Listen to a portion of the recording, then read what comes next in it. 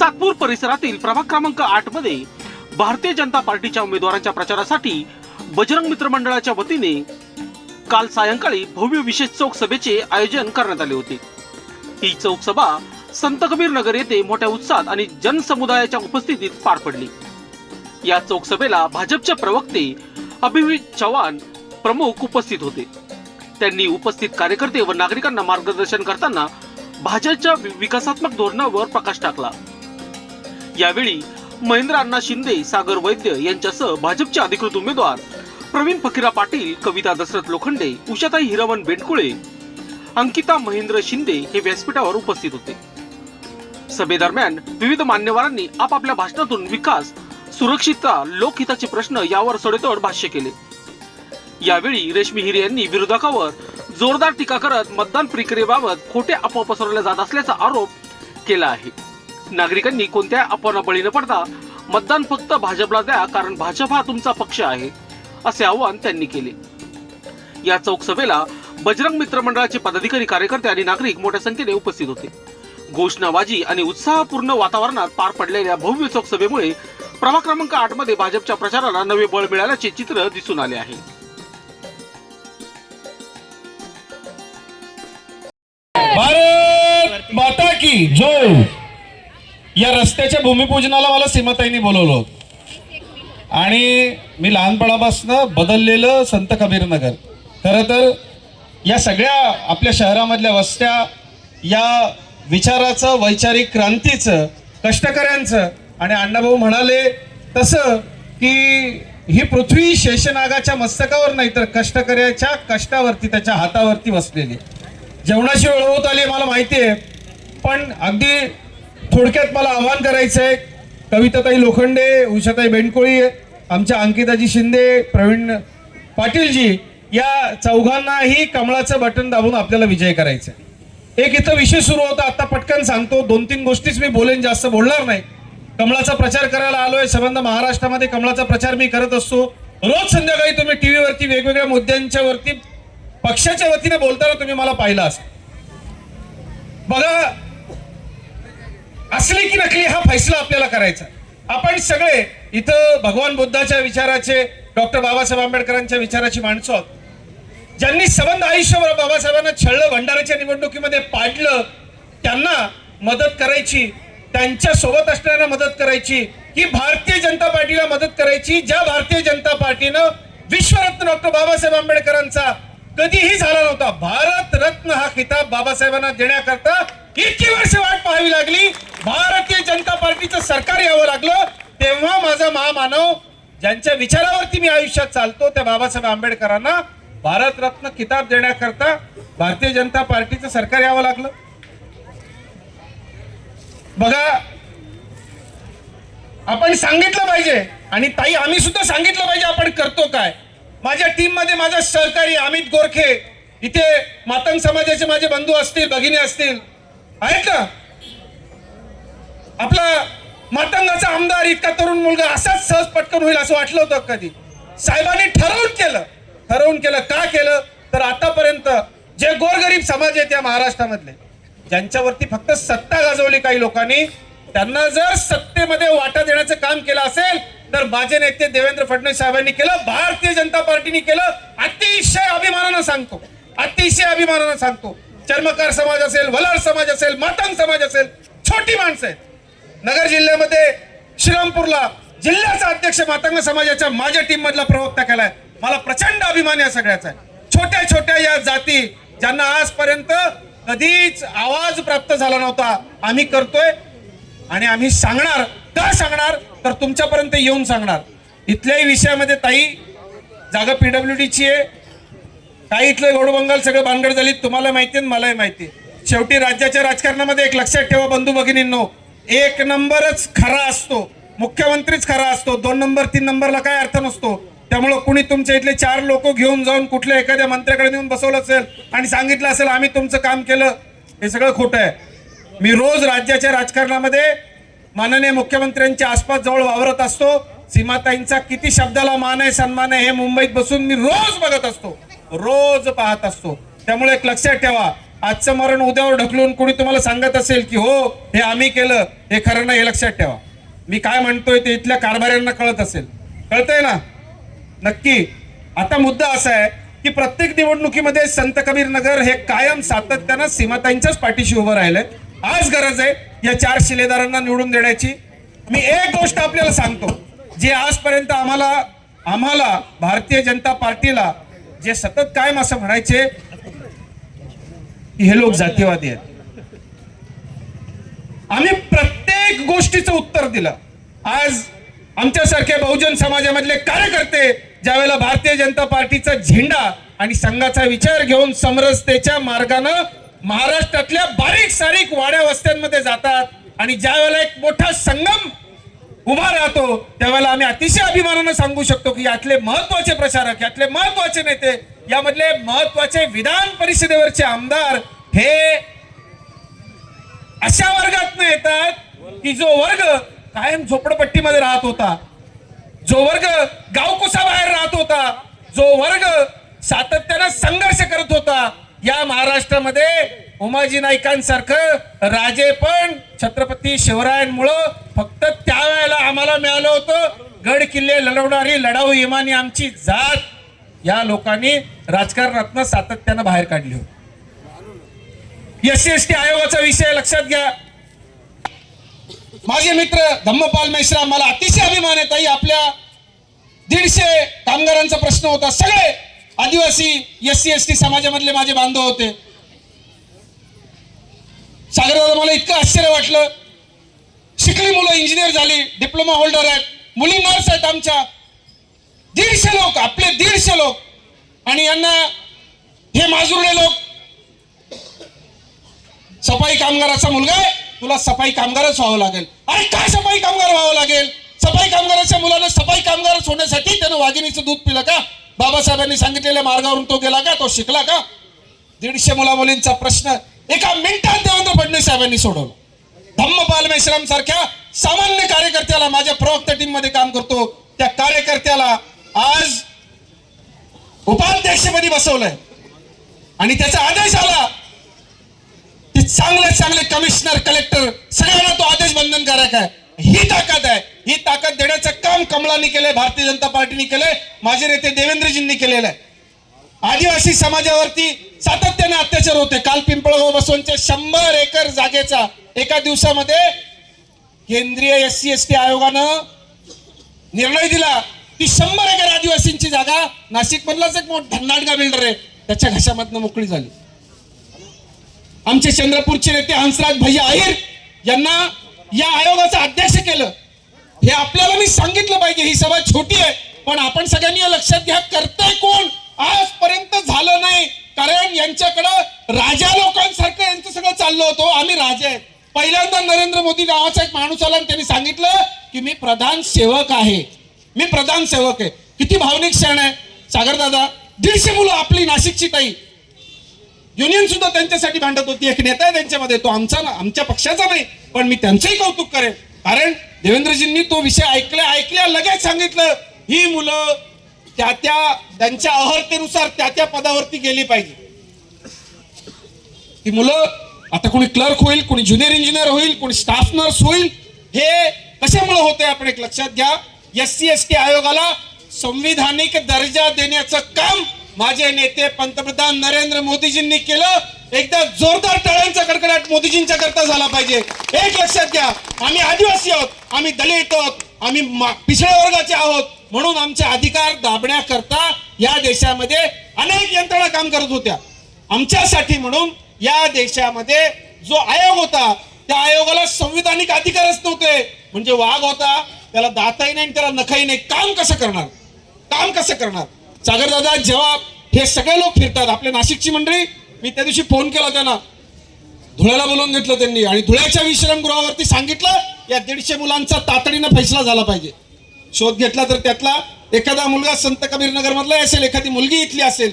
मला आपल्याला इतकंच सांगायचंय, विषय वेगवेगळे असतात पण माणसं तुमची असतात. ही रश्मीताई, मला वाटतं सीमाताई नगरसेविका असल्यापासून रश्मीताई तुमचा या परिसराशी संबंध आहे. त्यामुळे कळकळीचं मला सांगणं फक्त आपल्याला इतकंच आहे, आता वारं बदललंय, दिशा बदललेली आहे. काही लोक खोटं बोलून तुमचं मतदान घेतील असं करू नका. सीमाताईचं तुमच्यावर प्रेम आहे, ताईंनी काम केलंय आणि मी मोदीजींपासून फडणवीस साहेबांपासून सीमाताईंपर्यंत सगळे काय करतायत ते पोटतिडकीनं आपल्याला सांगितलं. हे लक्षात घ्या, हे सरकार आपलं आहे आणि म्हणून सरकारच्या विचाराचे नगरसेवक असले तर तुमची कामं अधिक चांगल्या पद्धतीनं होतील. आता इथे सिमेंटचा रस्ता झालाय, उद्या वस्तीतले सगळे प्रश्नही सुटतील. जास्त वेळ आपला मी घेणार नाही, थोडासा वेळ घेतला पण या अशा प्रचार सभांच्या निमित्तानंच हे मुद्दे सामान्य जनतेपर्यंत आले पाहिजे, हे कायम लक्षात ठेवा. शेवटी तुमच्यासाठी कोण करतंय, या देशामधले आदिवासी, या देशामधले मागासवर्गीय, या देशामधले पिछडे, या देशामधले दलित यांच्याशी पहिल्यांदा सगळ्या पद्धतीच्या साखळ्या बेड्या तोडून कोण मिसळत असेल तर ते मोदीजी मिसळत आहेत. माझ्यासारख्याला राज्यामध्ये संधी देत आहेत. माझ्या बरोबरचे 3 लोक जे निवडणूक लढवू शकणार नाहीत त्यांना थेट विधान परिषदेवरती घेतला. आज भारतीय जनता पार्टी अशी पार्टी आहे, आमच्याकडे विधान परिषदेवरती येण्याकरता रांगा लागतात, तो रांगा, पण तिथे मातंग समाजाच्या, नवबौद्ध समाजाच्या, चर्मकार समाजाच्या, आदिवासी समाजाच्या मुला मुलींना स्थान दिले आणि ते आमदार आज तुमचे प्रश्न मांडण्याकरता विधिमंडळामध्ये, सभागृहामध्ये, आणि हे आम्ही केलंय. म्हणून त्या हक्कानं माझ्या भाऊ बहिणींना तुमच्याकडे मत मागतोय. या माणसांचे हात मजबूत करा, ते आपल्याला पाहिजे ते देतील. पुन्हा एकदा कळकळीचं आवाहन करतो भारतीय जनता पार्टी उमेदवार सर्वांनी 5च मिनिटं थांबायचं आहे. सर्वांना विनंती. नाशिक शहराच्या सरचिटणीस सौ रश्मिता हिरे, निलेशजी जाधव, महेंद्र अण्णा शिंदे, हिरमण बाळू भेंडकुळे, श्री दादा आरोटे, दत्तानाना पाटील, अमितजी कोथमिरे, नारायणराव जाधव, साईबाबा मंदिर मित्रमंडळ, महिला बचत गट, युवा मोर्चा, राहुलजी जाधव, किरण गांगुर्डे, करणजी कटारिया, शंकरजी पालवे, किरण पहाडे, सोमनाथजी थोरात, अक्षयजी पहाडे, या सगळ्यांचे मी आणि आपल्या सर्व भगिनींचं अतिशय मनापासून स्वागत करतो. मनापासून माझा नमस्कार. जय भीम, जय भीम, जय लहुजी.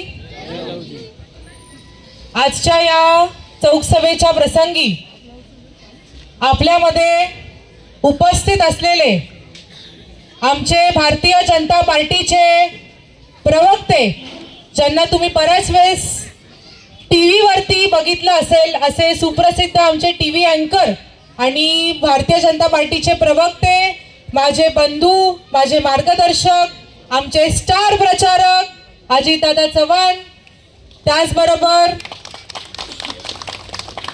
सागरदादा वैद्य, आमचे चारीही डॅशिंग उमेदवार प्रवीणदादा पाटील, उषाताई बेंडकुळे, आमच्या अंकिताताई महेंद्र शिंदे, आमच्या कविताताई लोखंडे, आमचे भारतीय जनता पार्टीचे मंडलाध्यक्ष नारायण बापू जाधव, आमचे बजरंग मित्र मंडळाचे सगळेच कार्यकर्ते, किरण गांगुर्डे, शंकर पालवे, करण कटारिया, योगेश जाधव, मयूर बेंडकुळे, सागर आहेर, राहुल दादा जाधव, आमच्या संत कबीर भागातले सामाजिक कार्यकर्ते, संत कबीर भागातले सगळ्या गोष्टी सांभाळणारे आमचे निलेश दादा जाधव, आमचे भारतीय जनता पार्टीचे सगळेच पदाधिकारी, आमचे दत्ताभाऊ जाधव, अमितांना कोथमिरे, हिरम, आमचे युवा मोर्चाचे युवा नेते ऋषी पाटील, उपस्थित असलेले सगळे माझे बंधू भगिनींनो, आज्यांनो, मावशांनो, पुन्हा एकदा मी सगळ्यांना मनापासून जय भीम करते. तुम्हाला माहिती आहे की महापालिकेची निवडणूक लागलेली आहे. आत्ताच महेंद्र भाऊंनी तुम्हाला सविस्तर सांगितलं. तुम्हाला सीमाताईंचे सगळे कामं आतापर्यंत संत कबीर मध्ये केलेले तुम्हाला सगळ्यांना माहिती आहे. मी त्याच्यावरती खूप काही बोलणार नाही, परंतु आत्ताच आमच्या लाडक्या मावशी अगदी कळकळीने, अलकाताईंने अगदी कळकळीने त्यांच्या मनात होतं. एकदा अलकाताईंसाठी जोरात टाळ्या वाजवा. बघा, इकडे येऊन स्टेजवर उभं राहून फक्त नेत्याचं कौतुक नाही तर नेत्यांनी काय वाजव. सगळ्यात पहिले तर अलकाताईंनी सांगितलं की आपण मंदिराचं इथे भूमिपूजन केलं, नारळ फोडलं, परंतु की तुम्ही सगळे युवक तुमच्या आरोग्याला घेऊन इतके जागरूक आहात की सगळ्या जणांना जिमचं साहित्य इथे पाहिजे आहे. अजितदादा तुमच्या समोर सांगते की आपण जे काही जिमसाठी उभारणीसाठी तुम्हाला जो आमदार निधी लागेल तो किंवा जे जिमचं साहित्य तुम्हाला लागेल ते सुद्धा आम्ही लवकरात लवकर तुम्हाला उपलब्ध करून देऊ. त्याचबरोबर ताईंनी सांगितलं की अर्धे रस्ते आपले झालेले आहेत, अर्धे रस्ते जे बाकी आहेत.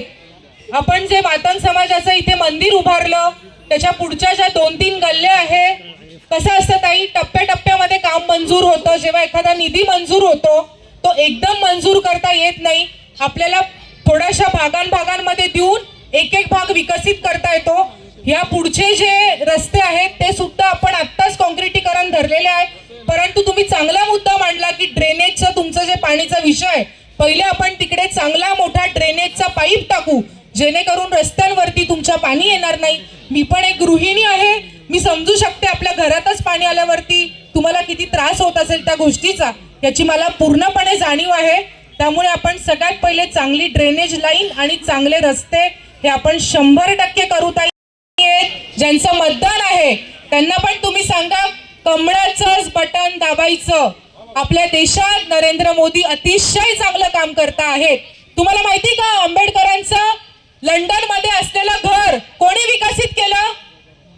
तिथे आंबेडकरांचं स्मारक आपण बांधलं आहे, ते नरेंद्र मोदींनी बांधलं. आतापर्यंत काँग्रेसच्या सरकारांनी आंबेडकरांचा नावाचा फक्त वापर केला आणि फक्त मतं खाल्ली. परंतु भारतीय जनता पार्टीने, आमच्या लाडके पंतप्रधान नरेंद्र मोदींनी काय केलं तर लंडन मध्ये असलेल्या त्यांच्या घराचं सुद्धा नूतनीकरण केलं आणि तिथे त्यांनी आंबेडकरांचं स्मारक बांधलेलं आहे. अशा आम्ही सगळ्यांचा विचार करणारे आमचा पक्ष आहे. आणि फक्त बुद्धविहारच नाही, फक्त मंदिरच नाही, परंतु प्रवीण दादा त्यांनी सांगितलं की गंगापूरमध्ये तिथे कब्रिस्तान आहे आणि आपले जे मुस्लिम बांधव आहेत त्यांना तिथे जाता सुद्धा येत नव्हतं. इतका खराब रस्ता त्या कब्रिस्तानचा होता. त्या मुस्लिम बांधवांचं सुद्धा काम सीमाताईंनी केलं. त्याच्यामुळे आम्ही कुठल्याही जातीवादीत न पडता जो आपल्या दारात येतो त्याचं काम आम्ही 100% करून देतो. तुमचे पण जे काही कामं आहेत ते 100% करू. तुम्ही आमच्यावरती विश्वास दाखवा, आम्हाला प्रेम द्या, आम्हाला तुम्ही मतं द्या, कमळाचं बटन दाबा. नक्कीच तुमचे सगळे कामं मार्गी लावू. मला इथे बोलणं झाले आहेत, थोडे कामं बाकी आहेत. कदाचित हे कामं आम्ही करू असं लिखित असेल, या भावी नगरसेवकांकडून हे कामं करून घ्यायचे असतील, परंतु तुम्ही साथ द्या. महेंद्र भाऊंनी सांगितलं ज्या लोकांनी इथे कामं केले नाही त्यांनी फक्त काय केलं दादा, अफवा उठवली. काय अफवा उठवली की संत कबीर वस्ती तोडणार आहे, संत कबीरच्या घरांवरती झोपडपट्ट्यांवरती बुलडोजर जाणार आहे. मला सांगा, जर खरंच बुलडोजर चढणार आणि खरंच जर वस्ती तुटणार असती तर आपण एवढे कोट्यावधीचे रस्ते केले असते का? एवढं चांगलं बुद्धविहार आपण आतमध्ये बांधलं, ते बांधलं असतं का? ही प्रचंड खोटी अफवा इथे पसरवलेली आहे. तुम्ही सगळ्या माझ्या लाडक्या बहिणींनो, लाडक्या बंधूंनो, ही गोष्ट तुम्ही समजून घ्या की अशा कुठल्याही प्रकारची वस्ती आपण इथे उठवणार नाही आहे. तुमच्या घराला कुठल्याही प्रकारचा धोका होईल असं होणार नाही. आम्ही सगळेजण कार्यकर्ते आहोत, आम्ही तुमचे सेवक आहोत, आम्ही तुमचे रक्षक आहोत. त्याच्यामुळे तुमच्यावरती अजिबात असं कुठलंही संकट येणार नाही, ही मी तुम्हाला संध्याकाळच्या वेळेत आश्वासन देते. मला माहिती आहे थोडासा परवानगीमध्ये थोडा प्रॉब्लेम झाला होता, त्यामुळे ते काम थांबलं होतं. परंतु बंधू भगिनींनो, मी तुम्हाला आश्वासन देते, फक्त आश्वासन नाही तर वचन देते की 15 तारखेची निवडणूक झाली, 16 तारखेला निकाल लागला की प्रभाग क्रमांक 8 मध्ये आमचं पहिलं काम हे मारुती मंदिराचं असेल. जर काही टेक्निकल अडचण आली ती तर आम्ही सोडवू. निधी जर कमी पडला तर आम्ही सगळेजण मिळून एक एक वीट गोळा करून, एक एक पै जमा करून आमच्याकडनं तुम्हाला हे मंदिर बांधून देऊन, हे पण मी तुम्हाला सांगते. आत्ताच बजरंग मित्र उडून दिलं, सीमाताईंच्या कमळावरती विश्वास ठेवला, सीमाताईंवरती विश्वास ठेवला. त्याच्यामुळे आतापर्यंत जे काही कामं झालेले आहेत, नगरसेवकांनी संत कबीर मध्ये एक जरी काम केलं असेल तर मला तुमच्यापैकी कोणी पण सांगा की हे काम आमच्या नगरसेवकांनी केलेलं आहे, हा रस्ता केलेला आहे, हा शौचालय केलं. काही तुम्ही सांगितलं इथल्या शौचालयाची अवस्था मी स्वतः माझ्या डोळ्यांनी पाहिलेली आहे. परंतु ह्या नगरसेवकांकडनं 8 वर्षामध्ये एवढं सुद्धा साधं छोटं शौचालयाचं काम सुद्धा त्यांनी केलेलं नाहीये. आता ते येत आहेत तुमच्या पुढे मतं मागायला, परंतु तुम्ही आले ना, ते माझी एवढीच इच्छा आहे की तुम्ही त्यांना विचारा की तुम्ही काय काम केलं आणि का आम्ही तुम्हाला मतदान करू. जर त्यांच्याकडे एक जरी काम असलं तर मी तुम्हाला सांगते की तुम्ही त्यांना मतदान करा, परंतु असं एकही काम शिंदे गटातल्या नगरसेवकांनी संत कबीर मध्ये केलेलं नाही. नारळ फोडलं पण ते मंदिराचं काम काही पूर्ण झालेलं नाहीये. आणि दुसरी गोष्ट, तुम्ही चौकात काम करता, पण जे गल्ली बोळ्यांचे काम आहे त्यांच्याकडे कोणीच लक्ष देत नाही. जसं आमच्या गल्लीमध्ये पूर्ण पावसाळ्यामध्ये पाणी भरतंय ड्रेनेजचं, आणि बाथरूमांना 2 वर्ष झाले बाथरूम मध्ये लाईट नाहीये, जे सार्वजनिक शौचालय त्याच्यामध्ये.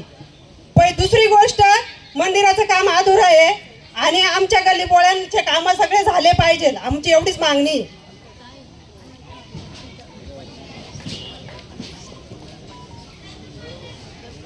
आणि असे तुम्ही मेन चौकामध्ये जे कामं करता तेच दिसल्या जाते, गल्ली बोळ्यांचे कामं दिसल्या जाते नाही. आमच्या पावसाळ्यामध्ये आम्हाला इतका त्रास आहे ना की सगळं भोसल्याचं पाणी आमच्या घरांमध्ये घुसतंय, सगळं घाण पाणी घुसतंय, आणि आमचे शौचालय सगळे ठीक झाले पाहिजे. आणि आम्ही जिथून जातो तिथं पूर्ण रस्त्याचा कचऱ्याचा ढीग असतो, तो ढीग पण साफ झाला पाहिजे. रस्ते पण आम्हाला स्वच्छ पाहिजे, आम्हाला नुसते आश्वासनं नको आहेत, आम्हाला कामं झालेले पाहिजे. एवढंच मी माझे 2 शब्द थांबवते आणि सीमाताईंना खरंच सॉरी करते, म्हणतीये तर माझं काही चुकलं असेल तर माफ करा, पण मंदिराचं काम आम्हाला पूर्ण करून द्या. धन्यवाद. लोकशास्त्र न्यूजसाठी बंटी आढाव, नाशिक.